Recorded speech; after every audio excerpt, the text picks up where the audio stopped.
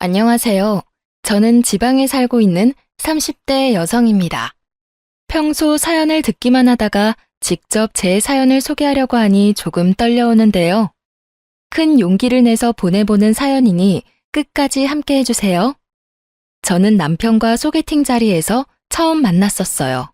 생글생글 웃는 얼굴에 다정다감한 말투가 참 마음에 들었죠. 남편 역시 저를 마음에 들어했고 그렇게 저흰 뜨거운 연애를 했었죠. 결혼은 당연한 수순처럼 연애 2년 만에 식을 잡았어요.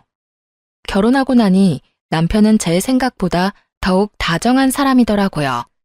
평소 생리통이 심한 저를 위해 날짜를 체크하며 약을 먼저 준비해주는 것은 물론이고 기념이 아닌 날에도 이런저런 이유를 대며 데이트 신청을 하기도 했어요. 거기에다 퇴근길엔 가끔 제 생각이 났다며 꽃을 사오기도 했고요. 이런 남편의 단점을 굳이 뽑으라고 한다면 회사 일이 너무 바쁜 것이었어요. 여보, 이번 출장은 얼마나 걸려? 이번엔 1박 2일. 미안해, 자주 혼자 있게 해서. 아니야, 일이 바쁜 걸 어쩌겠어.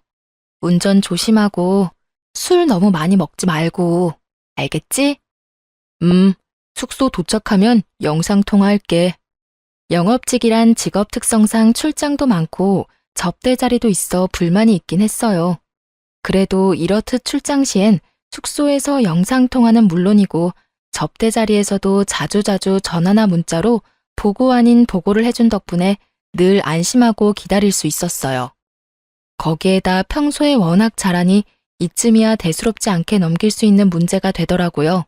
이런 저의 결혼 생활에 문제가 있다면 시댁이었어요. 결혼한 지 3년이 다 되어 가는데도 임신 소식이 전혀 없다는 것이 문제였죠. 시댁의 임신 압박 스트레스는 생각보다 더 힘들었고 결국 전 결혼 2년 차에 회사를 그만두고 본격적인 임신 준비를 위해 집에서 쉬기로 했죠. 그런데 집에서 쉬기 시작하니 더욱 시댁에서 저를 못 살게 굴더라고요.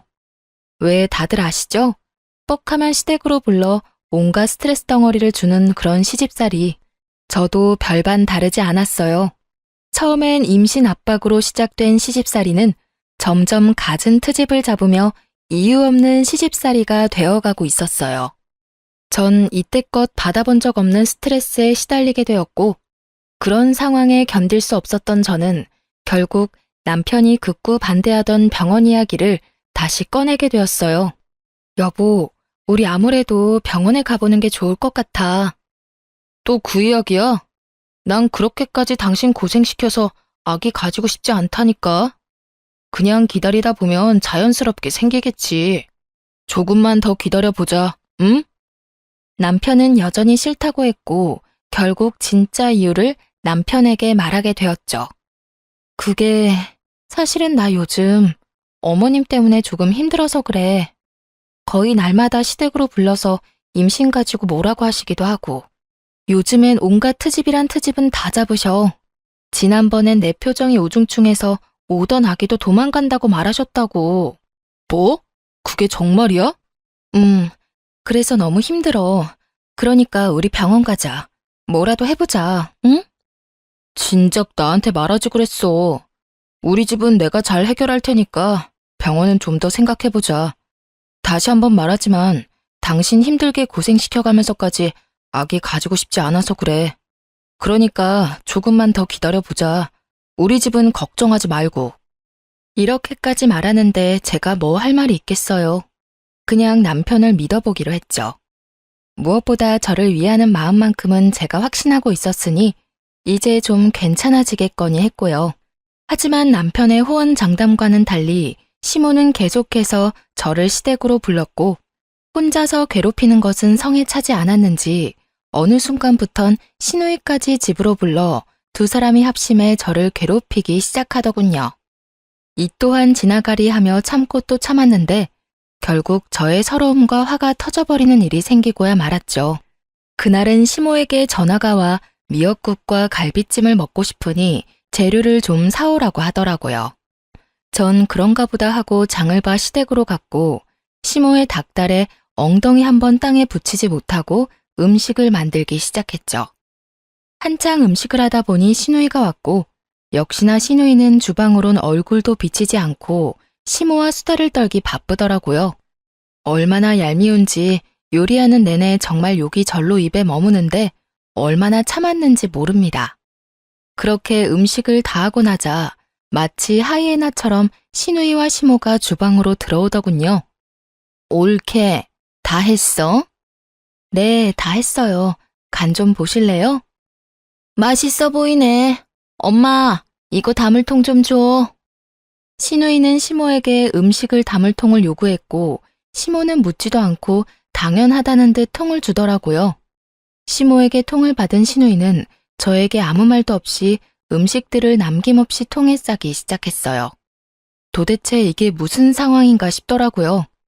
제가 기껏 다 한 음식을 한 번 물어보지도 않고 당연하다는 듯이 통에 다 담아버리는 시누이와 그런 시누이에게 더 필요한 건 없냐고 하는 시모. 전 끓어오르는 화를 누르며 두 사람에게 물어봤어요. 아니, 이걸 왜 다 챙겨가시는 거예요? 저의 물음에 시모는 이렇게 말하더군요. 아, 그게 오늘 우리 사위 생일이라서 내가 챙겨가라고 불렀다. 너도 알다시피 얘가 음식 솜씨가 없잖니. 시모의 말을 들은 저의 인내심은 더는 남아있지 않았고 어이가 없어 표정이 점점 썩어가고 있었어요. 그런 제 표정을 본 시누이가 어이없게도 시비를 걸어오더군요. 옳게, 표정이 왜 그래? 혹시 기분 나빠? 평소에 저였다면 당연히 아니라고 하며 어떻게든 분위기를 좋게 이끌려고 했겠지만 저의 인내심은 바닥이었고 할 말은 하고 살자 싶더라고요. 계속해서 참고 살았다간 이대로 호구되는 건 불보듯 뻔한 일이었으니까요. 혹시가 아니라 당연히 기분이 나쁘죠. 누가 이런 상황에 기분이 좋겠어요? 예상치 못한 저의 대답에 시누이는 당황한 기색을 내비치며 입을 다물어버렸고 그런 시누이를 대신해 시모가 저를 나무라기 시작하더군요. 예, 너 먹는 거로 치사하게 구는 거 아니다. 이딴 음식이야 다시 하면 되는 거지. 뭐 그런 걸로 기분이 좋네 나쁘네 하는 거니? 어머님, 제가 지금 음식을 가지고 가지 말라고 하는 게 아니잖아요. 어쩌겠어요. 이미 다 챙긴 음식을요. 가지고 가는 건 가지고 가는 거고 형님이 기분 나쁘냐고 물어서 저는 그저 솔직한 제 심정을 말한 것뿐이에요. 뭐? 그렇잖아요. 어머님이 제 입장이라면 기분 좋으시겠어요? 기껏 장 다 봐서 음식 만들었더니 고맙다, 미안하다 말 한마디 없이 이렇게 싹 챙겨가는데 거기에다가 아까 전화로는 어머님이 드시고 싶다고 했지 형님이 다 가지고 갈 거라는 말도 안 했잖아요. 제 입장에선 충분히 기분 나쁘지 않을까요? 그래서 기분 나쁘다고 말한 것뿐이니 음식은 다 가져가세요, 그냥. 꽤 당돌한 저의 태도에 두 사람은 벙찐 듯 저를 보더라고요. 그것도 잠시 신우는 노발대발 저에게 삿대질까지 하며 성질을 부리더군요. 내가 더럽고 치사해서 안 가지고 가. 옳게, 그러는 거 아니다 진짜. 이깟 음식이 뭐라고 어른들한테 눈 부릅뜨고 기분 나쁜 티나 팍팍 내고. 그래서 정말로 가지고 가지 않았을까요? 그럴 리가요. 큰 소리치며 화를 내던 시누이는 제가 화장실을 잠시 간 사이 그 많던 음식을 국물 한 방울 남기지 않고 싹 챙겨갔더군요. 시누이가 집으로 돌아가고 난 후 시모는 기다렸다는 듯 저를 혼내기 시작했어요. 오늘은 네가 100번 1000번 잘못한 거야. 어떻게 시어머니하고 시누이한테 그렇게 인상을 쓰면서 기분이 나쁘다고 말할 수가 있니? 나 때는 정말 생각도 못한 일이다. 알겠니? 이때는 정말 대꾸하고 싶지도 않더라고요. 대꾸를 해봤자 이야기만 길어지고 욕만 더 먹겠지 싶어 입을 다물고 있으니 결국 또 시모의 입에선 지겹도록 들어온 임신 이야기가 흘러나오더라고요. 네가 그런 식으로 마음보를 쓰니 아기가 안 생기는 거야. 알겠어? 평소에 많이 베풀고 마음을 곱게 써야지 임신도 잘 되지. 말이 나왔으니까 하는 말인데 너희 노력은 하고 있니? 네, 매번 말씀드리지만 아기 저희도 원하고 있고 그만큼 노력도 하고 있어요. 그러니까 임신 이야기는 좀 그만하시면 안 될까요? 스트레스 받으면 임신이 더 안 된다고들 하잖아요. 안 할 수가 있어야 안 하지. 너희 병원이라도 가봐야 하는 거 아니야? 에휴, 다른 집 애들은 임신만 잘 된다고 하던데 우리 아들이 문제가 있을 리는 없고. 너 검사는 해봤니? 너한테 문제 있는 거 아니니? 그러지 말고 너 혼자 병원 좀 가보렴. 혼자 가기 그러면 내가 따라가 줄 테니 예약부터 좀 잡아봐. 저에게 문제가 있다고 확신에 차서 말하는 시모를 보던 전 결국 다시 화가 터져버렸고 입이 시원하게 터져버린 저는 시모에게 따지고 들었습니다. 어머님, 혹시 아범 전화 못 받았어요? 아범이 전화한다고 했는데요. 전화? 무슨 전화? 아니, 여기서 우리 아들 이야기가 왜 나오니? 나올만 하니까요. 저도 어머님 말씀처럼 병원이라도 가보려고 했는데 어머님 아들이 한사코 싫다고 거부해서 이러지도 저러지도 못하고 있다고요. 저라고 손 놓고 있고 싶어서 이러고 있는 줄 아세요? 어머님, 임신 안 돼서 제일 힘든 사람은 저라고요, 저. 우리 아들이? 왜 그랬지? 너 혹시 거짓말 하는 거 아니니? 제 말이 거짓말인지 아닌지는 그렇게 사랑하시는 아들한테 직접 전화해서 물어보면 되는 일이지 않을까요? 그러니까 이제 임신 가지고 저한테 그런 식으로 말씀하지 마시고 아범한테 말씀하세요. 자세한 이야기도 아범한테 들으시고요. 이렇게 계속 스트레스 받다간 어머님 말씀대로 오려던 아기도 도망가게 생겼으니까요. 그야말로 제 입에선 울분이 터져나오고야 말았고 더는 저를 건드리면 안 되겠다는 현명한 판단을 한 시모는 헛기침을 해대며 말을 돌려버리더군요. 너는 왜 소리까지 지르고 그러니? 그냥 좋게 좋게 말하면 될 것을. 그나저나 비가 오려나 무릎이 왜 이렇게 아픈 줄 모르겠구나. 넌 어디 아픈 데는 없니? 감기 조심해. 요즘 감기가 유행이라더라. 이미 마음이 상해버린 저는 시모의 말에 대답도 하지 않았고 그렇게 기분이 잔뜩 상한 채로 집에 돌아와 남편을 기다렸어요. 이런 분위기일 거라 전혀 상상치도 못한 남편은 오랜만에 일찍 마쳤다며 꽃을 사들고 집으로 돌아오더라고요. 기분이 상할 대로 상해버린 터라 꽃으로 마음이 풀릴 리 없었던 저는 남편을 보자마자 따져 묻기 시작했어요. 여보, 어머님한테 전화 안 드렸어? 당신이 알아서 해결한다고 했었잖아. 잘 설명한다며. 깜빡했다. 왜? 무슨 일 있었어? 혹시 오늘도 불려갔다 온 거야? 오늘은 미역국이랑 갈비찜 드시고 싶다고 하셔서 기껏 장봐서 음식 다 만들어놨더니 형님이 싹싹 긁어가더라고. 그래서 이게 뭐 하는 경우인가 싶었더니 아주버님 생일이라서 나한테 음식 만들라고 했더라고. 뭐? 누나 진짜 미친 거 아니야? 자기 남편 생일 음식을 왜 당신한테 만들래? 거기서 끝인 줄 알아? 기분 나쁘냐고 하길래 기분 나쁘다고 했다고 혼나고 형님 가시고 나니까 임신 못한다고 또 혼나고. 나 진짜 힘들어, 여보. 요즘엔 내가 이렇게 혼만 나려고 당신이랑 결혼했나 이런 생각까지 들려고 그래. 진짜 미안해. 내가 요즘 회사 일로 바빠서 깜빡했어. 내가 이번엔 정말 잊지 않고 잘 해결할 테니까 마음 좀 풀어. 앞으로 그런 말 듣지 않도록 할게.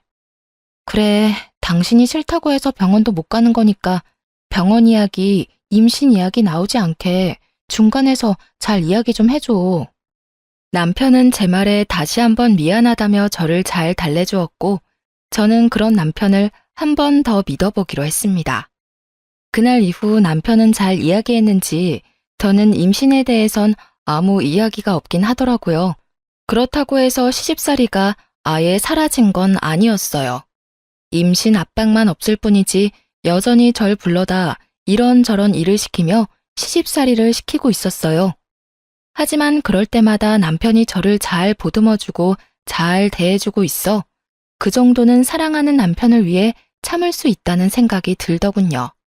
거기에다 미역국 사건 이후 저도 마냥 참으며 당하고만 있지는 않던 터라 몸은 고단해도 속은 시원할 때도 있긴 했어요.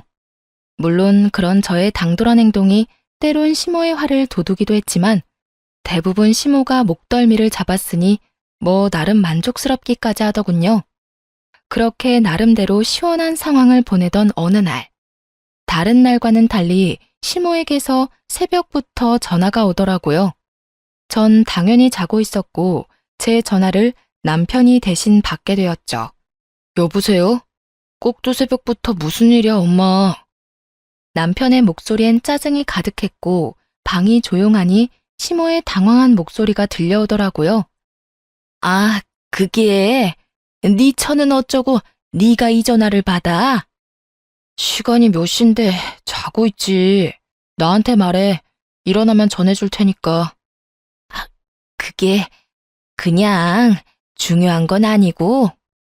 중요한 거 아니면 낮에 전화해, 낮에. 이게 뭐야? 새벽부터 사람 잠 다 깨우고. 아, 그리고 혹시나 해서 하는 말인데 오늘 집사람 나랑 약속 있으니까 집으로 부를 생각하지 말고.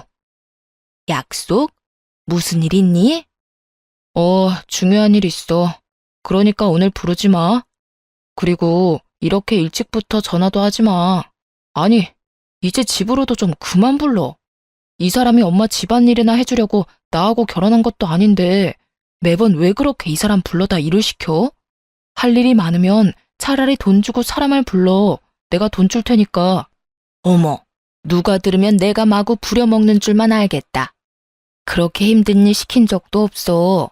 집으로 부른 거는 자주 보고 해야 가족 간의 정도 빨리 생기고 하니까 그런 거지. 가족 간의 정은 무슨? 정 붙이려다 있던 정도 떨어질 판국이니까 그만 불러. 이런 말 몰라? 시댁과는 멀리 지낼수록 좋다. 며느리는 절대 딸이 될 수 없다. 그러니까 이상한 논리로 이 사람 괴롭히지 말고 거리를 좀 두고 지내라고. 그러면 이만 끊어요. 나 조금이라도 더 자고 출근하게.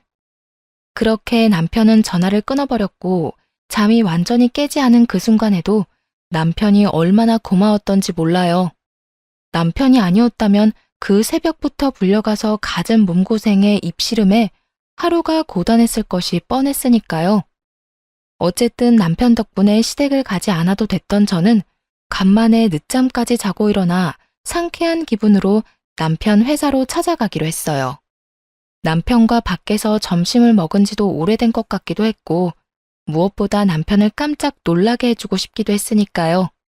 그래서 오랜만에 화장도 하고 가장 아끼는 옷을 입고선 남편의 회사로 향했죠. 그런데 그런 저의 발걸음이 제 인생을 송두리째 바꿔버리고 말았습니다. 남편의 회사로 향하는 길, 저는 혹시나 하는 마음에 남편에게 전화를 걸어보았지만 남편은 전화를 받지 않더라고요. 불안한 마음이 들긴 했지만 아침까지만 해도 외근을 나갔다는 말이 없기도 했고 늘 외근을 나갈 때면 연락을 해줬던 터라 그냥 남편의 회사로 계속 향했죠. 이윽고 남편의 회사 앞에 도착했고 전 다시 한번 남편에게 전화를 걸었어요. 남편은 전화를 받지 않고 있었고 아무래도 바쁜 것 같아 돌아서려는 순간 남편이 회사에서 급히 나오고 있더라고요. 그 순간에도 저는 남편에게 거는 전화를 끊지 않고 있었는데 남편은 휴대전화를 확인하고도 전화를 받지 않고 그냥 주머니에 넣어버린 채 발걸음을 재촉하며 어디론가 가고 있더군요. 저는 남편의 뒤를 필사적으로 뒤쫓고 있었고 바쁘게 걷던 남편은 이윽고 어느 차에 빠르게 올라타더군요. 남편이 탄 차가 출발하는 그 짧은 찰나에 전 보고야 말았어요.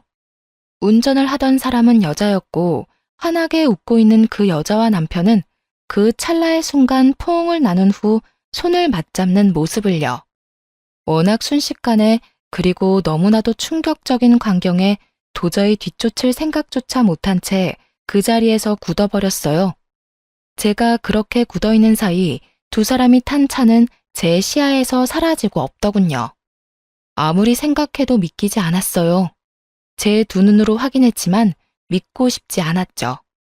꿈에서도 남편의 외도는 상상조차도 해본 적이 없기도 했고 그간 남편에게서 그런 낌새도 느끼지 못했던 터라 그 충격이 더욱 컸죠. 누가 상상이나 했겠어요? 출장이 잦긴 했지만 늘 자기 전엔 숙소에서 이불을 덮고 영상통화를 했었고 때론 제가 귀찮다고 느껴질 정도로 어디를 가나 사진을 찍어 보내주곤 했으니까요. 그것뿐인가요? 시댁과의 마찰에서도 늘 제 편이었고, 혹시나 제가 힘든 일이 생길까 싶어 굳이 말하지 않아도 스스로 나서 저의 방패막이 역할을 해주곤 했던 남편이었는데, 그런 남편이 외도를 저지르고 있다니 정말 상상도 못한 상황이었어요. 그 자리에 한참을 서 있었다가 집으로 돌아왔죠. 집으로 돌아온 저는 제가 본 광경을 떠올리고 또 떠올렸지만 아무리 떠올려봐도 믿을 수가 없었어요. 지금 생각하면 참 바보 같지만 그때는 차라리 제 두 눈이 이상한 거라고 믿고 싶기도 했으니까요. 하여튼 전 더 확실히 확인할 필요가 있다고 생각했고 남편을 기다렸어요. 그날 저녁 남편은 집으로 돌아왔고 전 아무것도 모르는 척 남편에게 물어보았어요. 여보, 오늘 왜 전화 안 받았어? 그게 오늘 갑자기 거래처 사람 만나야 할 일이 생겨서 정신이 없었어. 중요한 거래처였거든. 아, 그랬어? 난 또 전화 안 받길래 무슨 일 있는 줄 알았지. 당신도 참. 내가 회사에서 무슨 일 있을 게 뭐 있어. 당신이야말로 무슨 일 있었어? 전화 여러 통 한 것 같던데. 아니, 그냥 오랜만에 당신이랑 점심이나 먹을까 했지. 밖에서 점심 같이 한 지 오래된 것 같아서 말이야. 생각해보니 그렇네. 다음에 점심 먹자. 내가 좀 한가한 날 연락할게. 그래, 피곤할 텐데 먼저 자. 대충 얼버무리며 상황을 넘긴 저는 남편이 잠들기만을 기다렸고 남편이 깊이 잠이 든 것을 확인한 저는 휴대전화를 살펴보기로 했어요. 하지만 남편의 휴대전화는 잠긴 상태였고 아무리 머리를 굴려봐도 도저히 풀 수가 없더군요.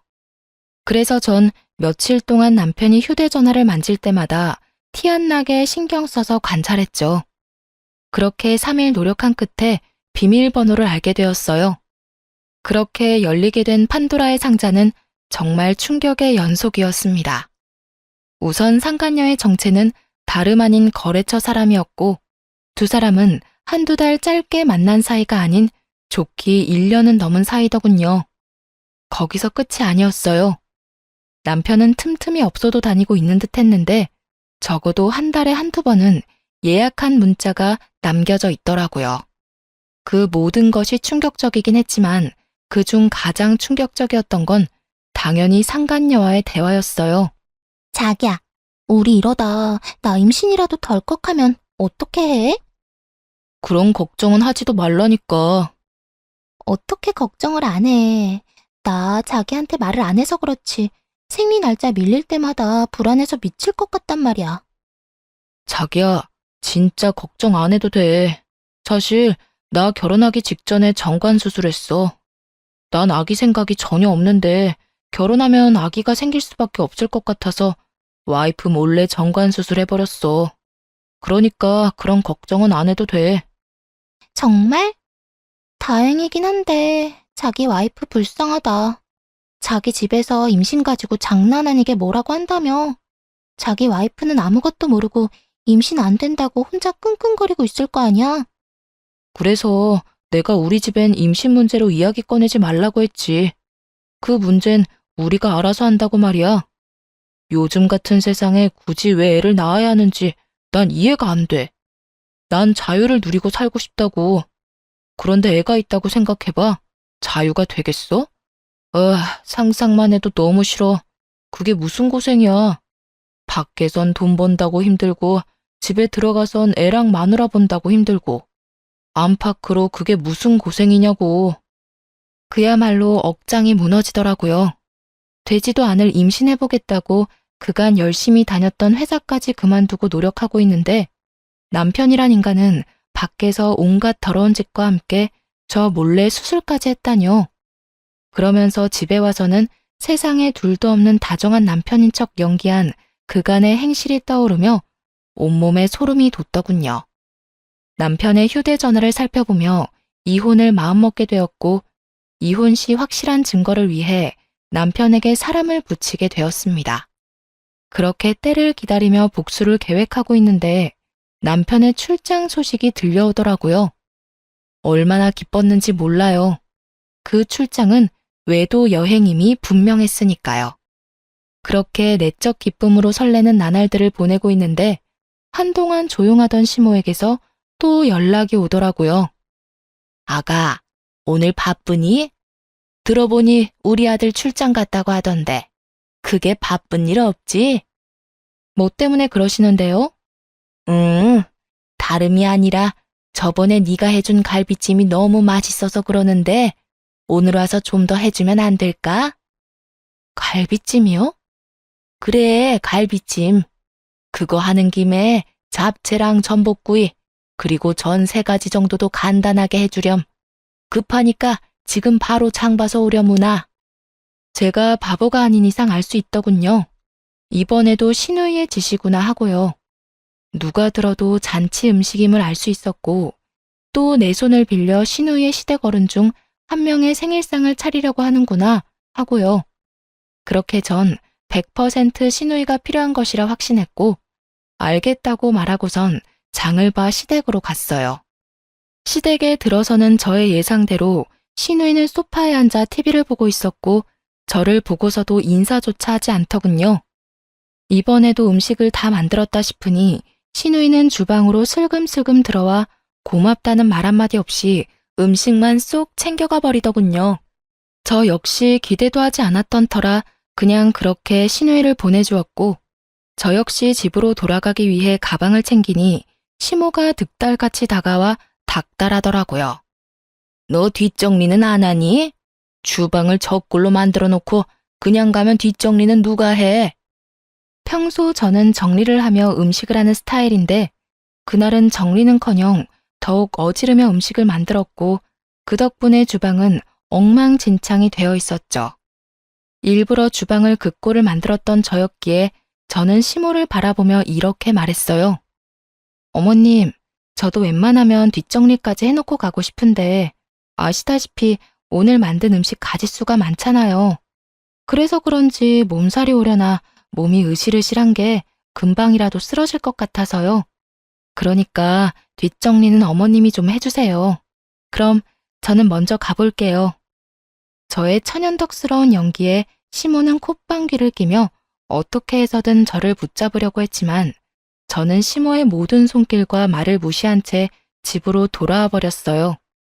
그렇게 룰루랄라 집에서 즐거운 시간을 보내고 있는데 시누이에게서 전화가 오더군요. 옳게, 도대체 음식을 어떻게 한 거야? 간 안 봤어? 음식이 죄다 짜고 달고 쓰고, 아우 정말, 이게 뭐야? 그래요. 누구 좋으라고 정성껏 맛있는 음식을 차릴 필요가 있겠어요? 음식으로 장난치지 말라는 말이 있지만 한번 당해바란 심정으로 소금 2봉지와 간장 1통을 거기서 다 쓰고 왔어요. 당연히 사람이 먹을 만한 음식이 아니었는데 여우 같은 신우는 당당하게 자신이 요리했다고 시댁에 가져간 거였죠. 간도 하나 안 보고 말이죠. 자기가 직접 요리한 척 연기한 가증스러운 신우에게 한마디 건넸어요. 그렇게 잘하면 형님이 직접 하시지 그랬어요? 뭐? 지금 그걸 말이라고 해? 이딴 식으로 할 거였으면 내가 했지. 왜 한다고 나서서 이런 망신을 당하게 해? 아니, 해달라고 한 사람이 누군데 이제 와서 제 탓을 하세요? 저는요, 해달라고 해서 해준 것뿐이지 맛있게 한다는 말은 한 적이 없다고요. 제 말에 약이 오를 대로 오른 시누이는 언성을 높이며 화를 내기 시작하더라고요. 야, 너 말 다 했어? 너 일부러 이딴 식으로 만들었구나. 일부러 그랬다. 오냐오냐 해주니까 내가 무슨 혹은 줄 알았나 본데. 야, 앞으로 네 식구들 입으로 들어갈 음식은 네 손으로 직접 해먹여. 자신 없으니 네 엄마 시키던가.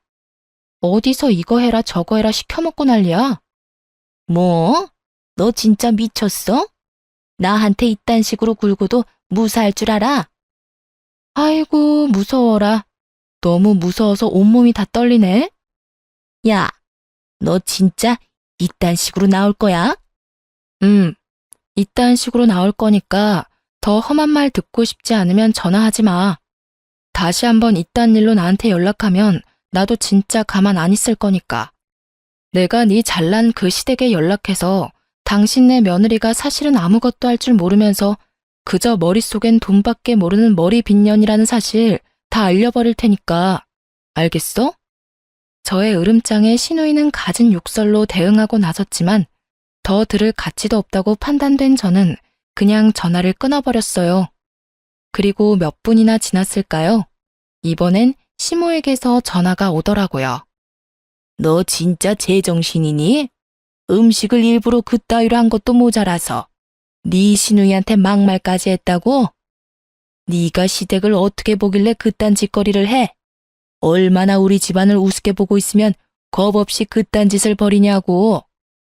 오는 말이 곱지 않았으니 나가는 말이 곱지 않았던 건 당연한 거 아닐까요? 뭐? 승연이가 너 제정신 아닌 것 같다고 하더니 정말 미친 거니? 정신 차려. 나 네 친구 아니고 네 시엄이다. 어디서 말을 그따위로 하는 거야? 너 진짜 크게 혼나야 정신 차릴 거니? 아니, 제가 뭘 잘못했다고 혼까지 나야 하나요? 애초에 두 사람이 저한테 한 행실 자체가 말도 안 될 뿐더러 파렴치한 행동이라곤 생각 못하는 건가요?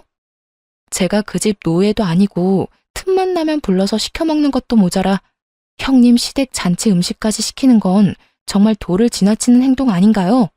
제가 무슨 그 집 종인가요? 가족끼리 서로 도울 수도 있는 거지 뭘 그렇게까지 비하하고 난리니? 비하요? 정말 그렇게 생각하세요? 그럼 제가 저희 친정 부모님 생신날 형님 불러다 음식 시켜도 괜찮겠네요. 어머님 말대로 가족끼리 돕는 거니까요. 마침 곧 있으면 저희 아빠 생신인데 그때 그럼 부탁 좀 드리면 되겠어요. 뭐? 그건 경우가 아니지. 어디 손윗사람을 불러다 친정 잔치상 차리는 걸 시켜? 그런 경우가 세상에 어디 있니? 그러니까요. 이제 제 입장이 이해가 되세요? 그러니까 다신 이런 일로 저한테 연락하지 마시고 저 역시 시댁에 다신 발걸음도 안 할 거니 부르지도 마세요. 이혼할 마음을 먹고 나니 더는 부당한 대우를 참아줄 필요도 이유도 없었기에 전 그간 하고 싶었던 말을 토해내고 전화를 끊어버렸어요.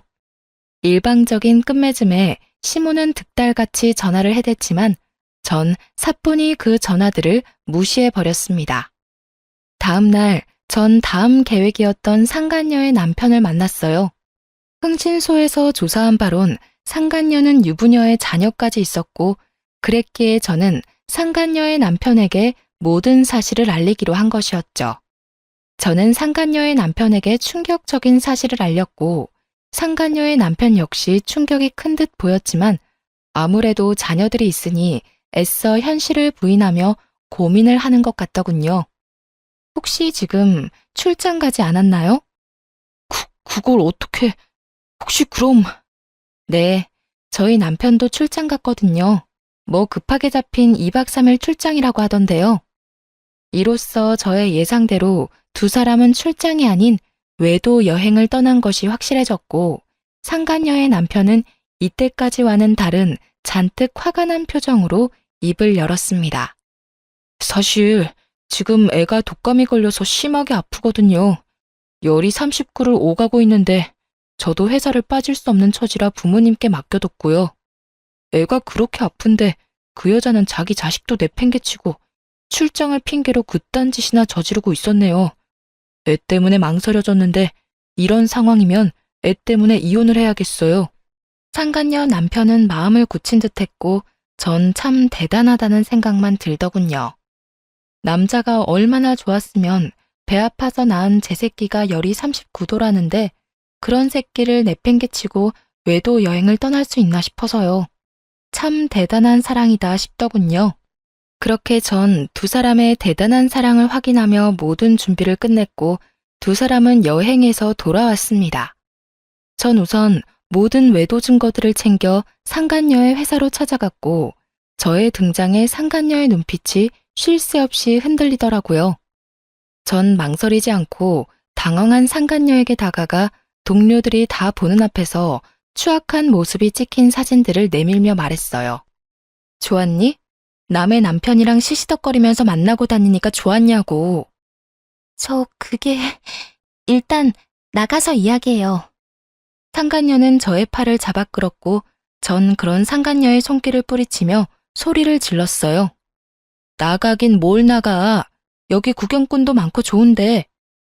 제발 나가서 이야기하면 안 될까요? 되겠니? 왜? 남의 남편이랑 출장 핑계대고 제주도 여행이나 다닐 때는 이런 상황이 올 거라 생각도 못했어? 2박 3일 외도 여행이라 행복했겠더라. 그런데 제주도까지 갔는데 2박 3일은 너무 짧지 않았니? 왜? 한 일주일은 있다가 오지 그랬어. 아픈 애까지 내팽개치고 여행 갔으면 그 정도는 있다 왔어야 하지 않나?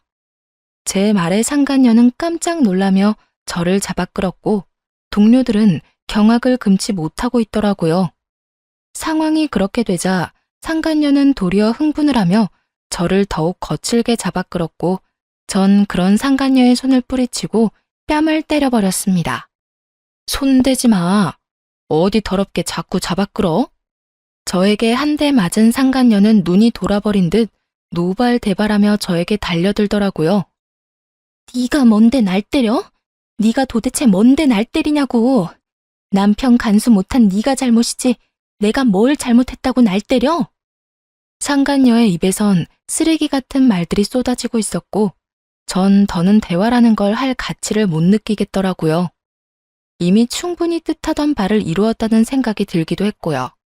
그래서 전 마지막 말을 해주고선 집으로 돌아왔습니다. 그렇게 당당하다니 변호사나 잘 선임해. 나 너한테 상간녀 소송 걸 거거든. 증거 충분하고 잘 알다시피 나 시간도 많아. 내가 어떻게 해서든 네 눈에서 피눈물 나게 해줄 테니까 각오 단단히 하고 법원에서 보자.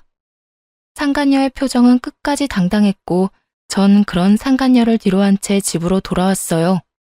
집으로 와 화를 삭히고 있으니 남편 역시 상간녀의 남편에게 호되게 당했는지 엉망이 된 꼴로 집으로 들어오더라고요. 남편은 오는 길에 상간녀에게 모든 사실을 들었는지 저를 보자마자 무릎 꿇고 앉아 손이 발이 되게 빌기 시작하더군요. 여보, 내 말을 좀 들어봐. 정말 그런 게 아니라 순간적인 실수로 잠깐 만났던 것 뿐이야. 이번에 제주도 간 것도 정말 마지막으로 마음 정리도 할 겸해서 마지막 여행 간 거였어. 정말이야. 내 말 좀 믿어줘. 정말 기가 다 차더라고요. 마지막 여행이라고 떠난 사람들이 사진마다 어쩌면 그렇게 행복하게 웃고 있을 수가 있는 것인지, 변명을 해도 좀 성의 있게 할 순 없는 것인지, 저를 얼마나 우습게 봤으면 저런 말도 안 되는 변명을 할 수 있나 싶더군요. 하긴 바람 피운 놈 입에서 나오는 변명이라 해봤자 뻔하겠지만요. 마지막 여행 좋아하시네. 입이 귀에 걸렸던데 그게 마지막 여행이야? 그리고 그게 마지막 여행이라고 한들 무슨 소용인데? 마지막이라고 하면 1년 넘게 바람 피운 게 없어져? 없던 일이라도 돼? 변명이라고 하는 말이 마지막 여행? 참 성의가 느껴져서 눈물이 다 나려고 한다. 여보, 정말 마지막이었어. 나 정말 당신 사랑하는 거 알잖아. 내가 당신한테 정말 진심으로 잘한 거 당신이 더 잘 알잖아. 그런 인간이 나 몰래 정관수술이나 했어? 내가 그렇게 임신 때문에 마음고생하는 거 뻔히 아는 사람이 당신이 그러고도 사람이야? 그걸 당신이 어떻게... 정말 미안해. 당신을 너무 사랑해서 결혼은 하고 싶었는데 아기는 자신이 없었어. 요즘 자식 하나 키우는데 돈도 많이 들기도 하고 아무래도 아기 낳고 나면 많이 싸운다고들 하니까 그냥 우리 두 사람 즐기면서 살고 싶었어. 남편의 마지막 말에 참지 못하고 뺨을 날려버렸어요. 우리 두 사람이라니 정말 너무 화나서 손이 벌벌 떨리더라고요. 우리 두 사람? 너 진짜 웃긴다. 딴 년하고 즐길 거 다 즐기려고 묶은 주제. 뭐? 우리 둘이 즐겨? 그럼 왜 몰래 묶었어? 그렇게 중요한 일은 나하고 상의라도 했어야지. 난 그것도 모르고 당신 엄마한테 온갖 모진말이란 말은 다 들으면서 살았는데 그런 식으로 날 속일 거면 나하고 결혼은 왜 한 거야? 더러운 짐승만도 못한 자식. 그냥 이 여자 저 여자 만나면서 즐기고 살지 왜 내 인생까지 구렁텅이로 몰아넣었냐고. 전 울분을 토해내기 시작했고 그런 저를 남편이 안으려고 손을 뻗더라고요. 그 순간 전 그 손을 뿌리치고선 다시 한번 뺨을 있는 힘껏 때려버렸습니다. 남편은 할 말이 없었는지 부르튼 뺨을 감싸며 바닥만 쳐다보고 저도 아무 말 하지 않았어요. 몇 분간의 정막이 흘렀죠. 전 그런 남편에게 이혼을 통보해버렸어요. 우리 이혼하자. 이런 꼴까지 다 봤는데 더 같이 살 이유가 없잖아. 저의 이혼 통보에 남편은 울고불고 매달리기 시작하더군요. 안 돼. 이혼이라니. 내가 당신 없이 어떻게 살아. 이혼은 절대로 안 돼. 당신이 나 한 번만 용서해줘. 내가 앞으로 지금보다 더 당신 위하면서 살게. 더 노력하면서 당신만을 위해서 살게. 그러니까 이혼은 하지 말자. 응? 밖에서 이 여자 저 여자 다 만나놓고 나 없이 못 산다는 말이 나와 지금? 넌 정말 양심이란 게 없구나. 하긴 양심이 있었으면 그딴 짓은 안 하고 다녔겠지. 네 집안 사람들이나 너나 참 양심 없는 건 매 한 가지구나. 내가 다 미안해. 당신 말이 다 맞아. 난 당신이 무슨 말을 어떻게 하든지 간에 다 인정하고 용서를 빌 거야. 그러니까 이혼은 하지 말자. 나 정말 당신 없이는 안 돼. 정말 남편의 눈에서 흐르는 눈물을 보고 있자니 온몸에 벌레가 다 기어다니는 기분이 들며 같은 자리에 있고 싶지도 않더라고요. 그 순간 이혼에 대한 저의 의지는 더욱 확고해졌고 마지막까지 매달리는 남편을 뿌리치곤 미리 싸뒀던 짐을 챙겨 그 집을 나와버렸습니다. 그렇게 이혼 소송과 상간녀 소송을 진행했어요. 생각보다 절차가 많아 고단했지만 증거가 너무 확실해서 제가 원하는 결과를 얻고 끝이 났습니다. 소송이 진행되던 사이 전 남편과 상간녀는 회사에서 쫓겨나다시피 사표를 냈다고 하더군요. 상간녀 역시 이혼은 자명한 일이었고 상간녀와 남편 두 사람은 이중으로 위자료를 지급해야 했었기에 그간 모았던 돈은 물론 빚까지 내야 하는 건 불보듯 뻔한 일이었죠.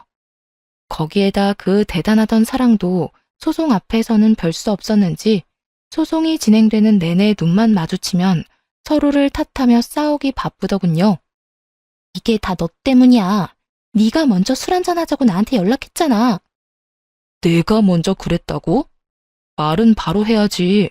가끔 만날 때마다 은근슬쩍 스킨십 하면서 꼬신 사람이 누군데? 하도 노골적이게 다가오길래 불쌍해서 술 한잔 하자고 했더니 좋다고 나와서 술 취한 척 해놓고 지금 누가 누굴 탓해? 노골적? 참나, 노골적으로 쳐다본 사람이 누군데? 하여튼 이건 전부 네 탓이야. 다 너 때문이라고. 너 때문에 난 내 자식도 못 보고 살게 생겼어. 어떻게 책임질 거야? 그렇게 자식 생각하는 여자가 애 내팽개치고 나랑 제주도까지 갔냐? 이제 와서 모성에 넘치는 척하기는. 뭐? 나쁜 놈이 너 말 다 했어? 다 했으면 어떻게 할 건데?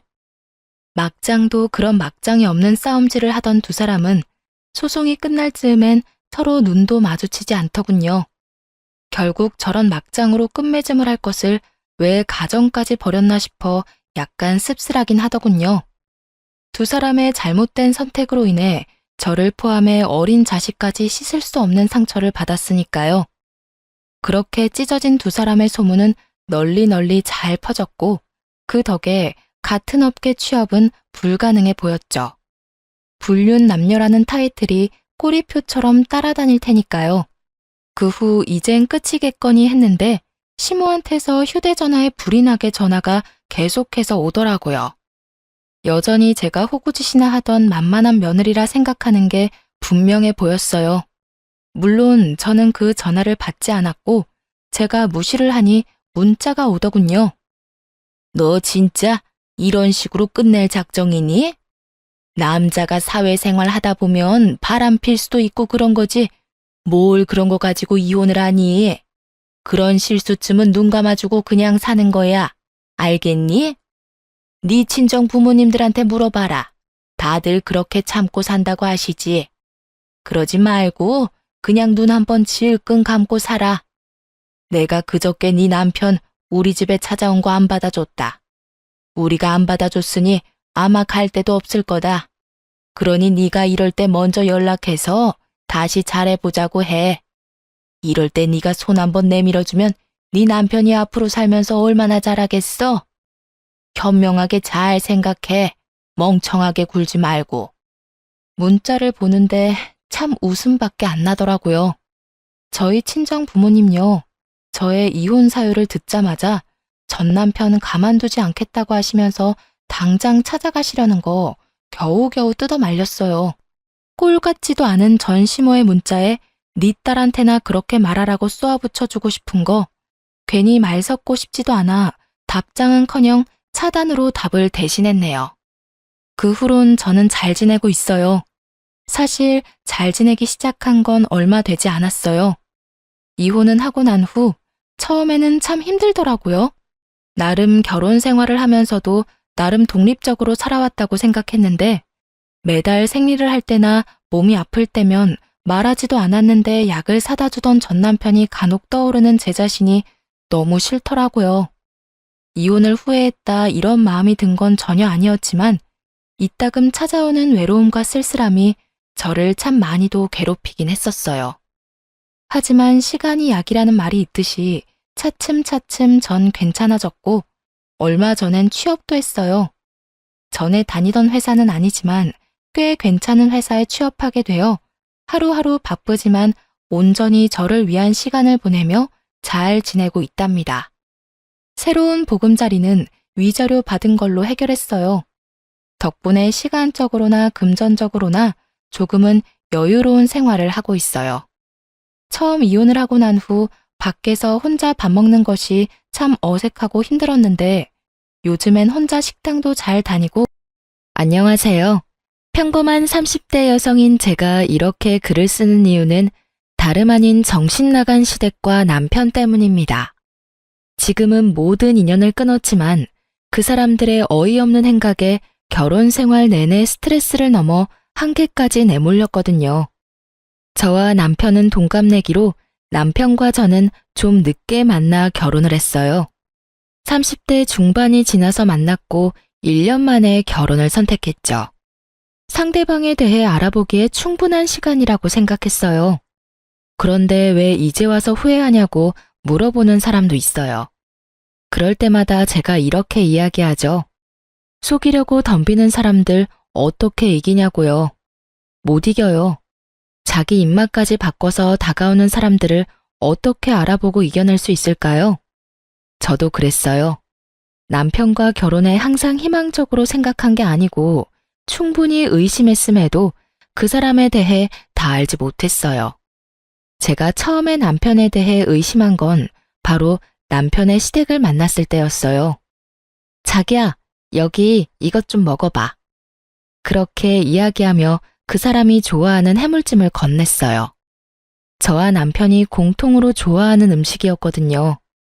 그런데 그때 시모가 의아한 얼굴로 남편에게 묻더군요. 너 해물 좋아했니? 옛날에는 비리다고 못 먹었던 것 같은데. 어머니, 그게 몇 년 전인 줄 아세요? 이제는 고기보다 해산물이 더 좋아요. 그래? 이상하네. 입맛도 바뀌나? 시부모는 저보다 더 남편에 대해 모르는 것 같았어요. 근데 너 직장 어디 다닌다고 했지? 그냥 중소기업이에요. 월급도 최저시급밖에 안 돼요. 시부는 남편이 어디에서 일하는지조차 모르고 남편은 그런 시부에게 태연하게 거짓말을 하더군요. 제 의문을 알아챘는지 남편이 상견례 후 저와 단둘이 있을 때 말하더군요.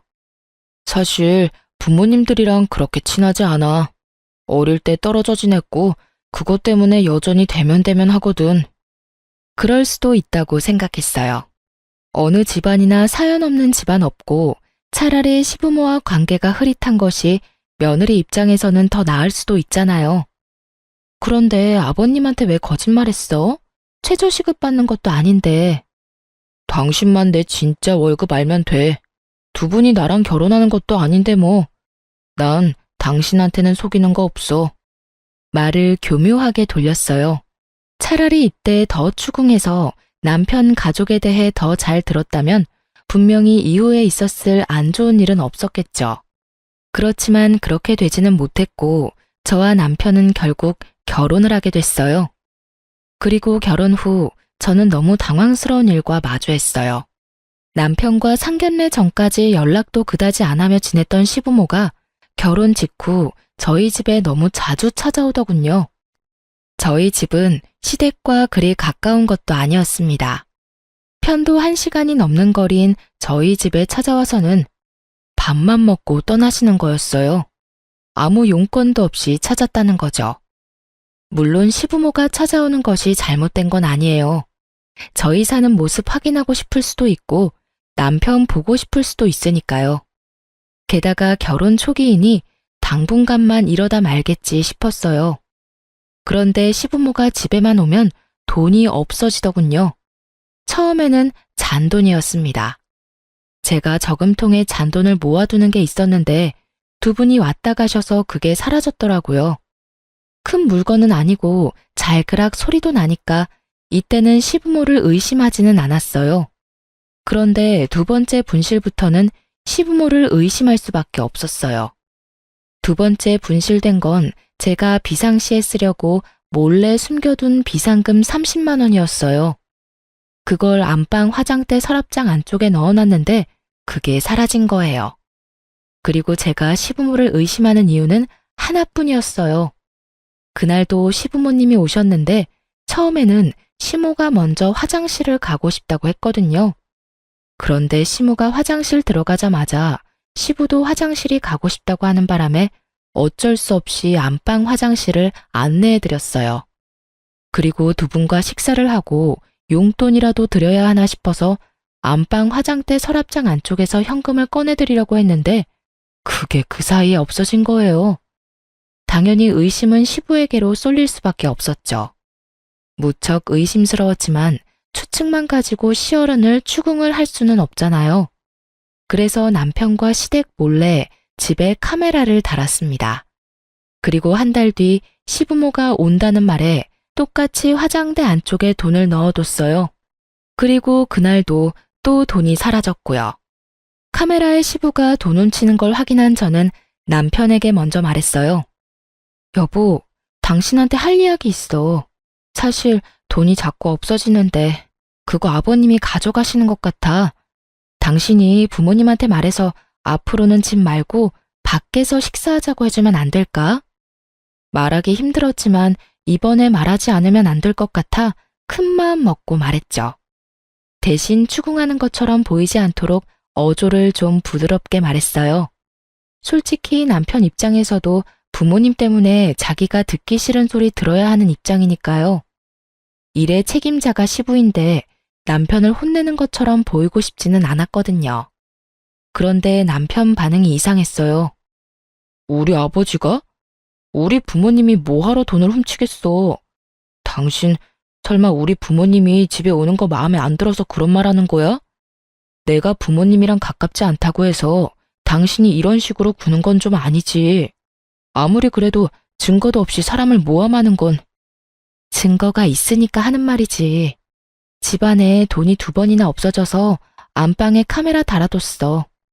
그런데 아버님이 그거 가져가는 모습 그대로 찍혔어. 솔직히 내가 과민 반응이면 차라리 나았을 거라는 생각까지 들던데 당신 부모님이 마음에 들고 안 들고를 따지는 게 아니야. 단순하게 돈이 없어지는 거에 대해서 말하고 있는 거라고. 매번 오실 때마다 돈이 없어지면 불안해서 집에 모실 수 있겠냐 이 말이지. 시부의 도둑질 장면이 그대로 찍힌 동영상을 보여주니 남편이 한숨을 푹 내쉬더니 나를 빤히 바라보며 답답하다는 듯 말하더군요. 아, 카메라는 또 언제? 그래서 나한테 이거 보여주면서 말하는 이유가 뭔데? 내가 부모님을 도둑이라고 신고라도 해야 한다는 거야? 그런 말이 아니잖아. 당신이 아버님한테 말 좀 잘해서 이제부터는 밖에서 보자고 하면 되잖아. 우리 집 안에서 보니까 계속 돈이 사라지는 거고. 돈이 없어진다는 걸 핑계로 집에 우리 부모님 드리고 싶지 않은 거잖아. 그리고 얼마 없어졌는데? 당신 말하는 거 보니까 꼴랑 50만 원 내외로 없어진 것 같은데 그런 건 그냥 눈 좀 감아주면 안 돼? 힘들게 사셔서 그래. 가족끼리 힘들 때는 좀 도우면서 살자, 어? 왜 그걸 이런 식으로 못 잡아먹어 안달이야? 돈 때문에 힘들 때 돈 보이면 그런 마음 생길 수도 있지. 집안에 돈을 놔둔 당신한테도 잘못은 있는 거야. 남편 말을 들으면서 어이가 없었어요. 돈 때문에 힘들던, 돈으로 놀고 싶던 무슨 이유에서건 남의 집안을 뒤지는 사람을 우리는 도둑이라고 부르죠. 시부가 그런 일을 하다 며느리에게 걸렸고 그걸 제 입으로 이야기해서 면박 주는 것보다 남편이 좋게 타이르는 게 좋을 것 같아 한 말인데 남편은 저를 시부모 타박이나 하는 못된 며느리로 몰아갔어요. 나한테 도대체 무슨 잘못이 있는데? 시부모님 저렇게 찾아올 때마다 식사 대접하랴 용돈 드리랴 내가 못하는 건 뭐가 있는데? 당신이야 몸만 와 있으면 끝이겠지. 요리는 하늘에서 뚝 떨어져? 청소는 당신이 하는 거 아니잖아. 그리고 어떻게 당신 입에서 꼴랑 50만 원 내외라는 말이 나와? 땅을 파봐 그 돈이 나오나. 당신 가족이라서 내가 이렇게 말하는 거지. 가족이 아니었으면 당장 경찰서에 신고했을 거라고. 아, 됐어. 당신이 얼마나 속 좁은 여자인지 알았으니 이제 그만하자. 신고를 하든 뭘 하든 당신이 알아서 해. 당신은 가만히 보면 냉정한 구석이 있어. 우리 부모님 힘들게 살았는데 그거 하나 이해도 못 해주고 가족끼리 도우며 산다고 생각하면 끝날 일에 이런 식으로 토를 달아서 사람 귀찮게 하고 당신 알아서 해. 결국은 남편은 저와의 대화를 강제로 끝내버렸어요. 정말 화가 났어요. 정말로 힘들고 도움을 받고 싶으면 우리한테 이야기를 하고 돈을 달라고 부탁하면 되잖아요. 만약 돈을 빌려달라고 하거나 차라리 달라고 했더라도 50만 원 정도면 드렸을 거예요. 물론 매번 그렇게 드릴 수는 없지만요. 그렇지만 저한테 그런 이야기를 한 적도 없고 오히려 몰래 집에 있는 돈을 훔쳐가는 게 정상은 아니잖아요? 게다가 저희도 돈을 많이 버는 상황도 아니고 없어진 돈은 다 제 돈이었잖아요. 그러니 더 화가 날 수밖에 없었어요. 그런데 더 화가 나는 건 제가 이렇게 말했음에도 불구하고 남편이 시부모에게 아무 이야기도 하지 않았는지 또 시부모가 저희 집에 왔더라고요. 식사를 하겠다는 명목으로요. 남편이 카메라의 존재를 알고 있으니 이번에는 시부가 그런 짓을 하지 않겠거니 했더니 웬걸? 이번에는 딱 하나뿐인 제 명품 가방을 가져가셨더라고요. 그래도 크기가 좀 있는 거라 가져가기 힘들 거라 생각했는데 기상천외한 방법으로 가져가셨더라고요. 저희가 아파트 1층이었는데 가방을 먼저 저희 안방에서 1층 창을 통해 밖으로 던지고 그 뒤에 차에 뭘 놔두고 왔다는 말로 밖으로 나가 그걸 주워서 가져가서 차 안에 실어놓고 오신 것 같았어요. 안방에서 또 똑같은 짓을 한 걸 보면 남편은 카메라의 존재도 시부모에게 이야기하지 않은 모양이었어요. 게다가 그 가방은 결혼 전에 상견례를 위해 산 거였어요. 저도 평일에는 쓰지 못하고 특별한 날에만 사용하는 거였는데 그걸 홀라당 훔쳐간 걸 보고 저도 더 이상 참지 않기로 했어요. 저는 이 더러운 기분을 남편이 고스란히 맛보게 해주고 싶었어요. 그래서 남편이 가지고 있는 시계 중 가장 아끼는 시계를 몰래 가지고 나와 전당포에 맡겼어요. 물론 돈을 엄청 크게 빌린 건 아니었어요. 전당포 이자가 좀 센 편이라 맡기고 50만 원만 빌렸죠. 딱 시부가 가져간 돈만큼이요. 그리고 제가 시계를 맡긴 그 주 주말에 남편이 시계를 찾더군요. 여보, 혹시 내 시계 못 봤어? 여기 놔뒀는데 없는 것 같은데? 저는 태연스럽게 남편에게 말했어요. 아, 그 시계? 내가 전당포 맡기고 돈 좀 빌려왔는데? 제 대답에 남편 얼굴이 완전 뻥해지더군요. 제가 보고 얼마나 웃긴지 웃음이 나는 걸 겨우겨우 참았어요. 왜 그걸 전당포에 맡겨? 무슨 돈이 없는데? 당신 아버지가 가져가신 돈 때문에 이번 주 돌잔치랑 다음 주 내 친구 결혼식에 낼 돈이 없었거든. 돌잔치도 10만 원, 친구는 내 결혼식 때 30 줘서 나도 30만 원 내야 하는데 현금이 뚝 떨어졌지 뭐야? 그래서 그거 맡기고 돈 좀 가져왔어. 그렇다고 말도 없이 가져가서 맡기면 어떡해. 왜 안 돼? 가족은 힘들 때 돕는 거라며. 내 돈도 그렇게 힘들 때 아버님이 몰래 가져가셨잖아. 당신이 오히려 내 탓하길래 그게 당신 가족 가풍인 줄 알았지. 그래서 나도 몰래 맡겼어. 그래도 난 좀 괜찮은 편인 것 같은데? 아예 가져가서 입 싹 닦은 건 아니잖아. 이틀 전에 두 분 오셔서 내 명품 가방도 싹 가져가셨던데. 그건 다시 돌려받지도 못할 거 아냐. 그런 거 생각하면 내가 참 착하지? 당신이 돈만 내주면 다시 돌려받을 수 있을 테니까. 남편이 제 말에 대답을 못 하더군요. 입만 벙긋거리는데 저는 웃어줬어요. 그러게 왜 남의 가방을 건드려서 이 모양 이 꼴로 만드는지. 어디 전당포 맡겼는데? 얼마 주고 맡겼어? 그거 알고 싶으면 일단 내 가방부터 찾아와. 그거 가르쳐주면 알려줄게. 와, 진짜 당신 너무한다. 그러더니 시부에게 전화를 하는 듯 하더니 밖으로 황급히 나가더군요. 그리고 두세 시간 뒤에 남편이 제 가방을 들고 집으로 왔더라고요. 중고거래 직전에 돌려받았다고 하더군요. 하마터면 제 손을 떠날 뻔한 가방을 보며 저도 치를 떨었어요. 이걸 팔아서 돈을 마련했다고 하니 답답한 마음이 들어 남편에게 물었죠. 돈이 그렇게 없으시대? 아무리 생각해도 이상하잖아. 시댁에 빚이라도 있는 거 아니야? 제 말에 남편이 말을 잇지 못하더라고요. 그때 딱 짐작이 갔어요. 아, 진짜로 빚이 있고 그 빚 때문에 시부모와 담 쌓고 살았구나 하고요. 그런데 그런 이유면 결혼식 이후에 이 잦은 만남은 이해가 되지 않잖아요. 그래서 남편에게 물었어요. 사실대로 말해줘. 도대체 당신 집에 무슨 일이 있길래 돈이 매번 모자라서 집에 와서 돈을 가져가는 거야? 사실 아버지가 도박을 하시다가 빚을 지는 바람에 돈이 없으셔. 물론 지금은 도박 안 하시고 도박 걱정은 안 해도 돼. 근데 예전에 진 빚을 아직까지 갚고 계셔서 좀 힘드신 것 같아. 그래서 가지고 있던 것도 다 갖다 팔아서 돈 마련하시는 것 같고. 그럼 그걸 먼저 이야기를 해줬어야지. 그제야 모든 게 이해가 갔어요. 도박 빚이 있으니 그간 남편이 시댁과 소원한 거였어요. 그렇지만 결혼 전에 이런 중요한 일을 속인 남편에게 화가 너무 났어요. 이건 그런 단순한 문제가 아니잖아요. 시부모가 돈을 못 갚으면 언제 우리한테 불똥이 튈지 모르는데 게다가 더 추궁하니 시댁이 남편에게 경제적으로 의존하고 있더라고요. 매달 돈을 꼬박꼬박 받아가고 있었고 그 와중에 저희 집에 와서 도둑질까지 했으니 정말 총체적인 난국이었습니다. 저는 더 이상 참을 수 없어 남편에게 말했어요. 당신 돈을 당신이 어떻게 쓰던 상관 안 할게. 그치만 나한테까지 그 피해가 온다면 난 용납 못해. 당신이 당신 부모님한테 확실하게 말해줘. 우리 집에 오지 마시라고.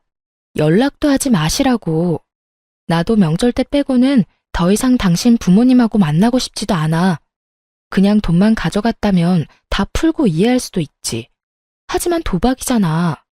당신은 아버님이 도박을 끊었다고 말하지만 내가 봐서는 절대 아니야.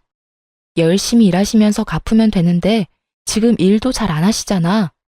매번 당신한테 아버님 무단결근이라고 연락 온다며. 그 말은 쉬는 날 또 도박하러 가신다는 이야기인데 밑 빠진 독에 물 붓는 것처럼 돈 쓸 것 뻔해. 여전히 도박빚이 생기고 있겠지. 그러니까 나는 시댁이랑 더 이상 연락도 안 할 테니까 그 부분은 이제 당신이 책임지고 알아서 해. 그렇게 저는 남편에게 딱 부러지게 말했어요. 남편은 화가 나는 표정이었지만 제 말에 틀린 게 없던 모양인지 뭐라 대답은 못하고 알겠다고만 하더군요. 믿을 수가 없었습니다. 이런 중대한 일을 속인 남편에게 배신감이 들었어요. 솔직히 도박으로 망한 사람이 우리 집안에 있다 보니 맘 같아선 지금 당장이라도 모든 인연을 끊고 싶었지만 남편이 도박을 하는 건 아니니 남편만 처신 잘해서 우리 집에 문제 없게만 만들면 된다고 정말 안일하게 생각해버렸어요. 남편 속마음이 어떤 줄도 모르고 말이죠. 남편이 시부모에게 어떻게 이야기했는지 모르겠지만 그 뒤로 집에 오지는 않았어요. 하지만 계속 모르는 전화번호로 전화와서 시부모가 돈을 요구하더군요. 한 번은 시모, 한 번은 시부. 그렇게 번갈아가며 사람을 못 살게 굴었어요. 도박을 한다는 걸 들켰다며 남편에게 들어서 그런지 돈을 달라는 말에 더 이상 예전 같은 조심스러움도 없었어요. 마치 돈을 빌려주고 받는 것처럼 아주 당당하게 제게 돈을 요구하는 모습에 학을 뗐어요. 결국 제가 전화번호를 바꿔버렸어요. 그리고 모르는 전화번호도 더 이상 받지 않았어요. 이때쯤에는 정말 절실히 이혼 생각이 났어요. 만약 남편이 직접 도박을 했다면 당장 이혼을 했을 거예요. 그렇게 시댁과의 관계는 이렇게 끊어지는 것처럼 보였어요. 하지만 그게 그렇게 쉬운 일이 아니었어요. 시부모는 끊임없이 저와 남편에게 돈을 뜯어내려고 했어요. 그리고 그 와중에 남편은 일이 바빠져 점점 출장이나 야근이 잦아졌어요. 그리고 그 운명의 날이 찾아왔죠. 저희의 모든 것을 뒤바꾼 그날. 그날은 남편이 전날부터 초등학교 동창들과 여행을 가고 없었어요. 토요일 집안 청소를 열심히 하는데 폰이 울렸어요. 시어머니라고 뜨는 화면을 보며 한숨을 쉬었어요. 여태껏 모르는 번호로 내내 전화를 해오더니 갑자기 자기 본래 전화로 연락을 하니 뭔가 중요한 할 일이 있나 보다 싶은 마음이 들더군요. 그래서 전화를 받았어요. 그리고 여보세요 라는 말을 하기도 전에 시모의 엄청난 목소리와 마주하게 됐어요. 너 어떻게 그런 말을 할 수가 있어? 왜 내가 아들한테 돈 빌리는데 너한테 허락을 받아야 해? 정말 어이가 없어서 너희 집에 가지도 못하게 한 것도 너지? 어떻게 아들한테 연락도 못하게 할 수가 있어? 네가 그러고도 사람이니? 돈을 빌리겠다는 것도 저는 아는 바 없었고 갑자기 전화와서 그런 말을 듣는 것도 어이없었어요. 제가 무슨 말을 했다고 전화한 건지 모르겠더라고요. 제가 무슨 말을 했다고 그러세요? 남편 없다고 말하려고 했는데 시모가 제 말을 뚝 끊어먹고는 자기 할 말만 하더라고요. 이렇게 시침이 뗄 거야? 너 오늘 아침에 네가 우리 아들한테 돈 빌려주지 말라고 했잖아. 내가 네 목소리 수화기 너머로 다 들었어. 못 들을 줄 알고 그렇게 이야기한 거지? 네가 뭔데 돈을 주라 말하는 거야? 그 돈이 네 돈이니? 우리 아들 돈이지. 너 여태껏 우리 아들 쥐잡듯이 잡으며 살았어? 어쩐지 우리한테 집에 오지 말라고 하래가 아닌데 너 때문에 아들이랑 우리 사이도 완전히 틀어졌어. 네? 오늘 아침이요? 남편이 없었는데 제가 수화기 너머로 말을 할 수 있을 리가 없잖아요. 저는 시모의 말에 찬물을 뒤집어 쓴 것처럼 쎄한 기분이 들었어요. 남편이 동창들과 낚시 여행을 갔다는 걸 말하려다가 입을 닫았어요.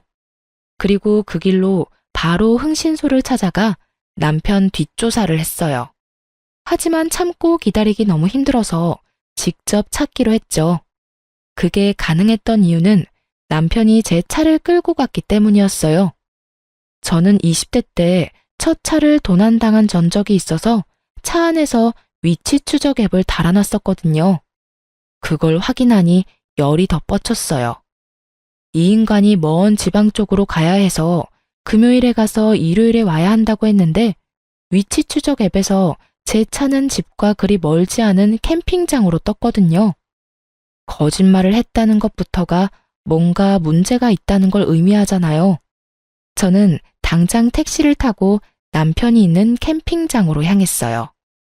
준비물은 사진기와 베란다에 둔 10m짜리 호스였어요. 캠핑장에 도착해 남편이 어디 있는지 살폈어요. 그리고 곧 남편을 발견했죠. 상간녀와 하하호호 즐기며 팔짱을 끼고 둘이서 밥도 서로 먹여주고 아주 난리도 아니었어요. 시모에게 돈 주지 말라고 말했다는 건 저 여자였던 거죠. 폰으로 동영상을 찍으며 보는데 진짜 심장이 쿵쾅거려 미치겠더라고요. 증거 사진을 충분히 남기고 그 두 사람이 나란히 텐트 안으로 들어가는 것까지 동영상을 찍었어요. 그리고 조심스레 캠핑장에 마련된 식수대와 화장실을 확인하고는 두 연놈의 텐트와 가까운 곳에 있는 화장실로 들어가 호스를 연결했어요. 그리고 물을 틀고는 호스를 그들의 텐트 앞으로 가져가서 텐트 문을 살짝 열고 그 안으로 호스를 넣어 물을 확 뿌렸어요. 입구를 살짝 쥐어 수압을 세게 만들었더니 아주 여기저기 물을 듬뿍 뿌려줬더라고요. 텐트 안에서는 두 사람의 비명소리가 나더니 두 사람이 밖으로 뛰쳐나오더군요. 그리고 마주한 제 모습에 남편의 얼굴이 완전 사색이 되었어요. 여보, 여기는 어떻게... 네가 바람을 펴? 미친 거 아냐? 네가 어떻게 이럴 수가 있어? 정말 저는 화가 머리끝까지 났어요. 그렇지 않아도 시부의 도박과 돈 요구 때문에 스트레스로 머리가 터질 것 같은데 이놈까지 이러니 돌아버릴 수밖에요. 여보, 잠시만. 이건 그러니까... 변명할 거 뭐 있어요? 그냥 있는 그대로 말해요. 우리 사랑하는 사이라고. 진짜로 헤어져야 하는 건 당신이라고. 맞지? 당신이 그랬잖아. 당장이라도 와이프랑 이혼하고 나랑 결혼하고 싶다고. 그 이야기를 하는 상간녀의 표정이 아주 당당하더군요. 저는 상간녀의 그 당당함에 어이가 없었어요. 그런데 남편놈 얼굴을 보니 상황을 잘 알겠더라고요. 남편 얼굴은 뭔가 잘못됐다는 표정이었거든요. 아마 남편은 그냥 상간녀에게 하던 말이었던 모양이에요. 당신이 말해봐. 당신 진짜로 나랑 이혼하고 저 여자랑 만나고 싶은 거야? 말해보라고. 그러면 이혼해줄게. 이혼하자고. 여보, 그게... 잘 됐네. 자기야, 이런 여자랑 빨리 헤어지고 나랑 살자. 당신도 항상 와이프 싫다고 했잖아. 나 사랑한다며? 그러니까 차라리 이 기회에 이혼해버려. 당신도 항상 구질구질하다고 말했잖아. 내가 도와줄게. 저 여자랑 확실하게 이혼할 수 있도록, 응? 상간녀의 그런 모습에 저는 화를 내다가 순간 멈칫했어요. 바람이나 피는 쓰레기 남편, 도박 중독에 내게 돈 달라 요구하는 시댁, 그 똥을 흔쾌히 가져가겠다는 상간녀. 제가 마다할 필요가 없겠더라고요. 그렇지 않아도 도박빚 갚아달라며 시댁에서 전화와서 난리를 피우는데 헤어지는 게 더 낫지 않을까 싶었죠. 그래서 상간녀에게 이 똥들을 넘기기로 했어요. 당신 생각이 그렇다면 나도 구차하게 매달릴 생각 없어. 이혼하자. 사랑한다는 여자랑 살아. 왜 구질구질한 나하고 살아? 나도 남편 뒤나 캐는 여자가 되고 싶어서 됐겠어? 네가 구린 짓을 하니까 이러는 거지. 됐어. 이제는 모두 끝이야. 집에 돌아올 생각하지 마. 아무것도 모르는 듯한 상간녀를 보고 저는 마음을 굳혔어요.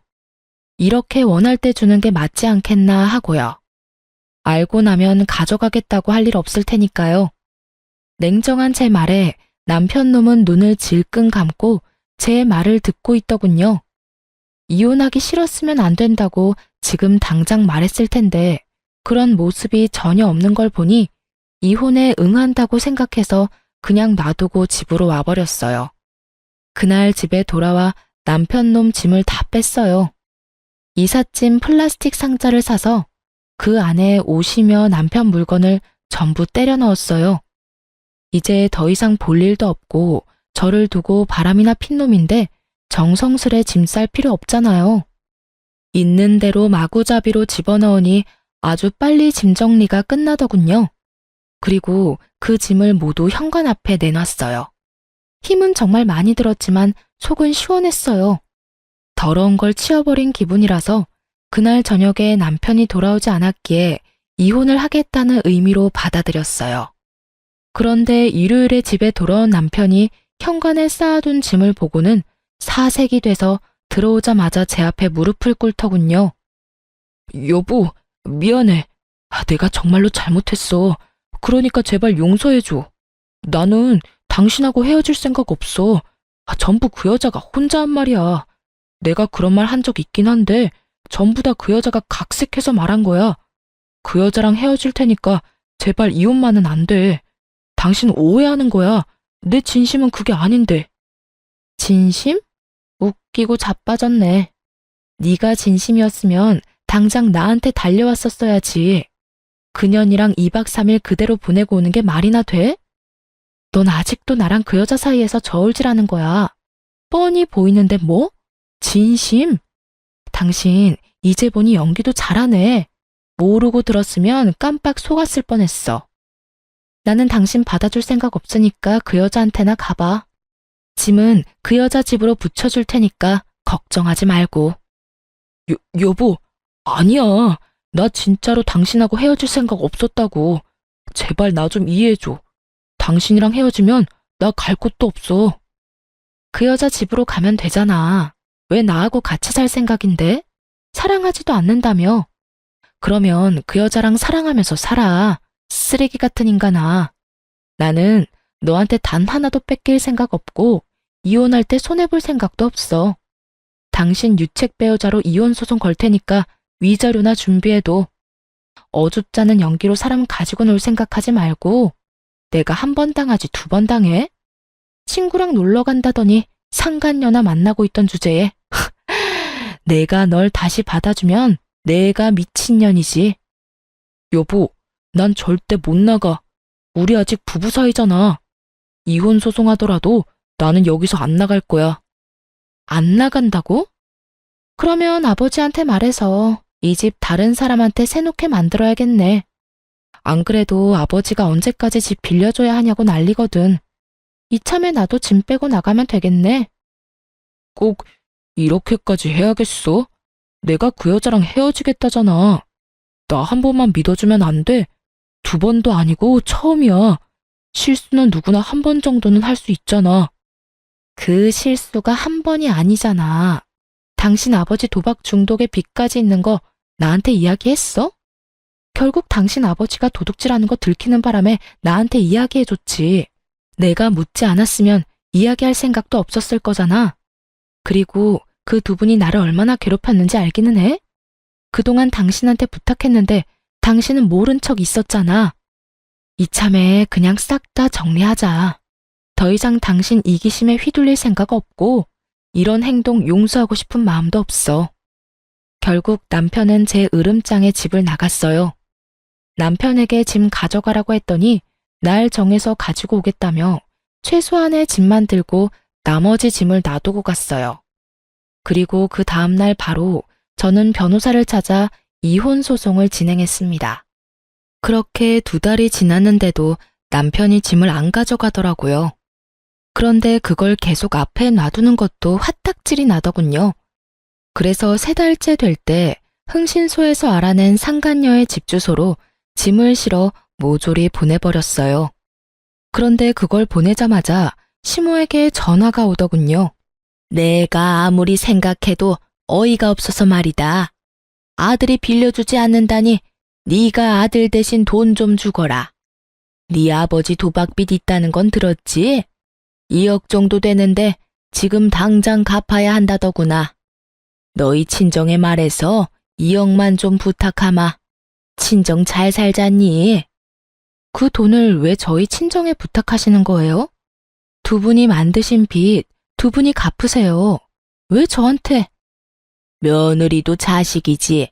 결혼을 했으면 늙은 시어른 부양하는 건 당연한 일 아니니?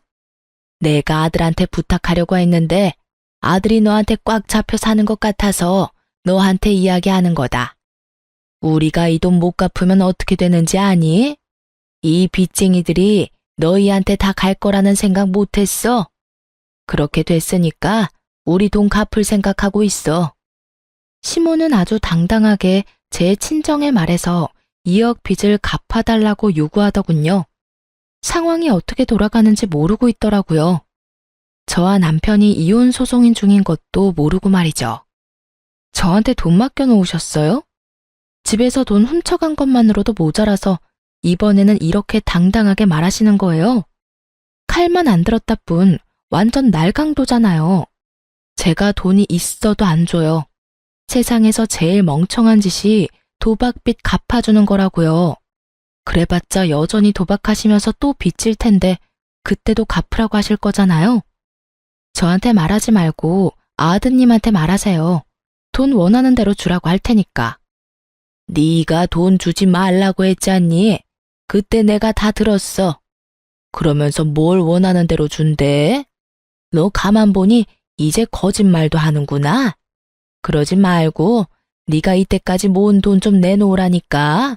상황이 급박해 지금. 저 돈 없어요. 남편이 돈 한 푼은 가져다 주지도 않는데 무슨 돈이 있어서 저한테 돈 달라는 거예요? 돈이 없으면 돈 많은 친정에 빌려서라도 줘야지. 자그마치 2억이야. 그거 못 갚으면 너한테 무슨 일이 생겨도 난 몰라. 이건 뭐 거의 협박이었어요.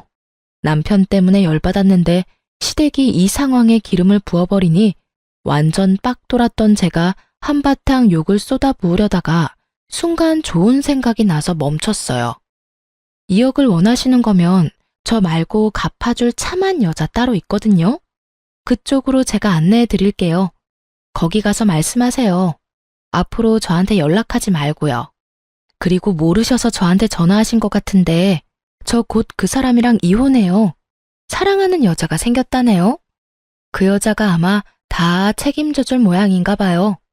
재혼하겠다며 저랑 이혼하라던데 제가 이혼해주면 둘이서 결혼해서 살겠죠. 그 여자 집 주소 알려드릴 테니 같이 가봐요. 거기 남편이 지금 살고 있더라고요. 도박빚 2억 갚아줄 여자도 살고 있고요. 뭐? 정말이니? 너희 두 사람이 이혼한다고? 나한테 또 거짓말하는 거 아니야? 돈 안 주고 싶어서. 믿기지 않는 듯 반문하는 시모에게 집으로 오라고 했어요. 그리고 두 사람을 데리고 남편과 상간녀가 살고 있는 집 주소로 향했죠. 같은 지역이었지만 서쪽 끝과 동쪽 끝, 완전 정반대 구역에 살고 있던 저는 1시간이 걸려 그 상간녀가 사는 집으로 갈 수 있었어요. 그리고 도착하니 대문 앞에 제가 보낸 짐들이 수북히 쌓여 있더군요. 안으로 들어가니 한창 싸우는 소리가 들렸어요. 당신 여태껏 나 속인 거야? 당신 짐들이 왜 여기로 와? 이혼해도 당신은 손해볼 거 하나도 없다며.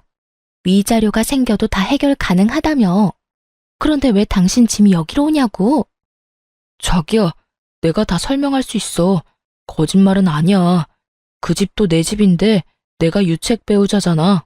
그래서 재산 분할이나 위자료에서 좀 돈이 많이 나가. 그 집 하나면 다 해결할 수 있으니까 전부인한테 주려는 거야. 거짓말하지 마. 그러면 이 짐이 왜 여기 와 있는데? 내가 위자료 해줄 테니까 그 집 가져와. 거기서 살고 싶단 말이야. 거기보다 더 좋은 곳 들어가면 되지. 거기 생각보다 좋은 곳도 아니고 무엇보다 전부인이랑 살던 데인데 다시 들어가고 싶어? 차라리 그냥 여기서 조금만 지내다가. 여기가 싫다고. 나는 거기가 좋아. 내가 대출이라도 받아서 도와줄 테니까 거기로 들어가자.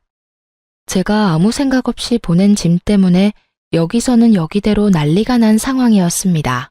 남편이 저희 아버지 집을 자기 집이라고 말해놓은 상태였는데 짐이 오히려 이쪽으로 와버리니 당황한 거였어요.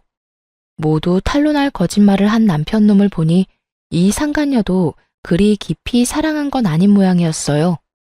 사귀면서 호감 얻으려고 거짓말 엄청 했는데 본인이 생각지도 않았던 이혼을 하게 돼서 그 거짓말이 자신에게로 모조리 돌아오는 상황이었죠. 저는 속으로 깔깔 웃으며 시모를 상간녀 집 앞으로 데려왔죠. 열려있는 집에 일부러 벨을 눌렀더니 두 사람이 복도로 나와서는 시모를 보고는 깜짝 놀랐어요. 정확히는 남편이 엄청 놀랐지만요. 아가씨가 우리 아들이랑 새로 만나는 여자예요? 나 엄마 되는 사람이에요. 우리 아들 책임진다니 내가 말 좀 편하게 해도 되겠네. 내가 들어보니 아가씨가 우리 빚 다 갚아줄 거라는데 그 이야기가 사실이에요? 네? 그게 무슨 말씀이세요? 빚이라뇨? 상간녀가 남편을 쳐다봤고 남편은 눈을 질끈 감고 고개를 돌려버리더군요. 우리 아들한테 못 들었어요? 아가씨가 우리 아들이랑 재혼할 거라면서요. 그러면 우리 며느리 되는 거니까 돈도 갚아주겠지. 결혼은 언제 할 거예요? 할 거면 좀 빨리 했으면 좋겠는데. 시모가 그렇게 말하자 남편이 저에게 소리를 빽 지르더군요. 당신은 왜 우리 부모님을 여기까지 모셔와? 미쳤어? 말하고 싶은 게 있으면 우리 둘이서 해야 할 거 아니야? 어쩌자고 여기까지? 연신 개거품을 물며 모셔온 이유를 묻는 남편을 향해 저는 환하게 웃어줬어요. 왜 모셨냐니? 당신도 이상한 걸 묻네. 당신 어머니가 나한테 전화하셨어. 아침부터 돈 내놓으라고. 당신 아버지 도박빚 갚아야 한다고 나더러 돈 달라길래 내가 여기 모시고 왔지. 왜냐고? 난 당신이랑 헤어질 거고 나랑 헤어지고 당신이랑 결혼할 착하고 참한 여자가 여기 있으니까. 앞으로 당신 부모님 계속 모실 사람이 그 여자니까 모셔왔을 뿐인데 뭐가 잘못된 건데? 이미 이혼 소송 중이고 판결도 얼마 안 남았는데 내가 왜 이 사람들의 돈 달라는 요구를 받아줘. 예비 며느리가 있는데. 도박빚? 상간녀가 제 이야기에 미쳐서 눈에 쌍심지를 켜고 남편의 멱살을 움켜쥐었어요. 이게 다 무슨 말이야? 도박빚이라니. 당신 나한테는 부모님이 그냥 평범한 분들이라고 했잖아. 연락 자주 안 하는 사람이라고 안 봐도 되는 사람들이라며. 그런데 빚을 대신 갚으라는 말을 왜 나한테 하는데? 자기야, 잠시만. 그게 아니야. 내 말 좀 들어봐. 이건 다 이유가 있어. 어떻게든 핑계를 대보려는데 남편 놈을 보며 저도 친절히 이야기해줬죠. 아, 몰랐어? 당신이 만나는 저 사람, 부모님 도박빚이 2억이나 있어. 둘이서 잘 갚으면 되겠네. 당신이 그때 나한테 이야기했잖아. 남편이랑 헤어지라고. 헤어져 줬으니 시부모도 데리고 가. 결혼하고 내내 돈 달라는 전화에 시달리면서 힘들었거든? 딱 좋을 때 사랑에 눈먼 여자 하나 나타나서 잘 됐지 뭐야. 고마워. 저 인간 데려가줘서. 제 말에 상간녀가 완전히 졸도해버리더군요. 순간 비틀거리는 상간녀 모습을 보니 엄청 피가 쏠린 것 같았어요. 이내 얼굴이 새빨갛게 된 상간녀가 남편 놈에게 엄청난 목소리로 따지더라고요. 너 내 돈 노리고 나한테 수작 부린 거야? 저 여자한테서 돈 뜯기 힘들 것 같아서 나로 목표 바꾼 거냐고. 미친놈이 어디서 나한테 빨대를 꽂으려고 해? 내가 너랑 결혼하고 싶댔지 네 부모 빚 갚아주겠다고 한 적은 없잖아. 저기야, 오해야. 다 오해고 나는 돈 때문에 당신이랑 만난 거 절대 아니야. 내가 왜 당신한테 그런 짓을 해. 나도 부모님이랑 연 끊고 살 거야. 당신한테 그 빚 갚으라고 할 거 아니라니깐. 여기까지 찾아온 사람을 두고 뭐? 연을 끊고 살아? 어떻게 끊고 살 건데? 그리고 도박빚이라며? 내가 미쳤어? 그걸 갚아주게? 무려 2억이나 되는 돈을 갚아달라고 얼마나 쪼아댔으면 당신 와이프가 나더러 고맙다고 하냐고. 우리 헤어져. 이 쓰레기 같은 놈아. 이렇게 거짓말을 하고 어차피 나중에 다 들킬 일이었는데 나도 당신 필요 없어. 상간녀가 그렇게 말하며 자기 집 현관에 쌓여있던 남편의 짐을 모조리 밖으로 내던지더군요. 남편 놈 얼굴이 사색이 돼서는 그 상간녀의 팔을 붙잡고 애원하며 매달렸어요. 자기야, 내가 거짓말한 건 미안해. 진짜로. 근데 인연 끊고 산다는 건 정말이야. 내가 당신하고 살게 되면 절대로 집 근처에도 못 오도록 할 거야. 빚도 우리가 안 갚아도 되도록 막아주고. 꺼져. 당신 같은 놈이랑 같이 살 생각 없다는 말 못 들었어?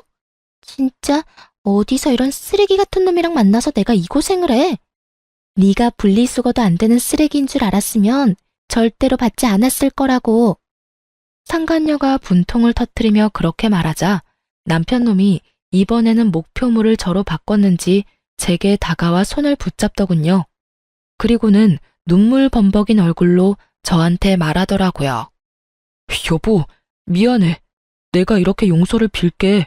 그러니까 제발 소송 취하하고 다시 나랑 같이 살아줘. 사람 하나 살리는 셈 치고 제발. 저는 남편놈 얼굴을 쳐다보지도 않고 상간녀에게 차갑게 말했어요. 반품 안 받으니까 가져가. 네가 그 물건 좋다고 나더러 이혼하라며? 그럼 끝까지 네가 책임져야지. 왜 나한테 떠넘겨? 언제는 사랑한다며, 그게 전부라며 다 책임진다면서. 어차피 곧 우리는 이혼 판결 날 거야. 그럼 완전히 법적으로 남남이지. 그러니까 나한테 떠넘길 생각하지 말라고. 제 말에 부들부들 떨며 분노를 표시하던 상간녀가 결국은 못 참고 남편놈 뺨을 찰지게 한 대 날려버리더군요. 그리고는 남편을 밀어서 자기 집 문 밖으로 내보내버렸어요. 남편놈이 상간녀에게 뺨 맞고 정신이 없었는지 제 다리를 붙들고는 또 말도 안 되는 용서 타령을 하더군요. 그래서 저도 이번에는 상간녀가 때린 반대쪽 뺨을 한 대 날려줬어요. 어쩜 그렇게 속이 시원하던지. 저는 남편과 시모를 두고 집으로 돌아왔어요. 그 사람들의 일은 그 사람들이 알아서 할 일이었죠. 그리고 그 일주일 뒤 이혼 판결이 나고 전 남편과 저는 완전히 법적으로 남남이 되었어요. 그 뒤에 전 남편이 어떻게 됐는지 궁금하시나요? 전 남편 놈은 저와 상간녀 두 여자에게 모두 버림받고는 결국 갈 곳이 없어 그 짐 들고 시댁으로 들어갔다고 해요. 그런데 얼마 안 가서 거기서 뛰쳐나왔다고 하더라고요.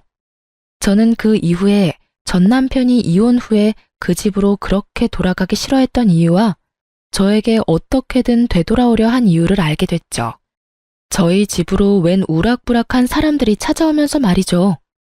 시부가 저희 집을 가르쳐주며 가족이라고 했다네요. 정말 그 인간의 행태가 치가 떨리더라고요. 저는 이혼했고 그 인간에게 새 여자가 생겼으니 그 여자가 며느리라고 말해줬어요. 그리고 너무 열받아서 남편 회사 주소를 가르쳐주며 그 사람들 아들이 일하는 곳이라고 말해줬어요. 이혼을 해서 남남인데도 저희 집을 노리고 있는 걸 보니 소름이 다 돋더라고요.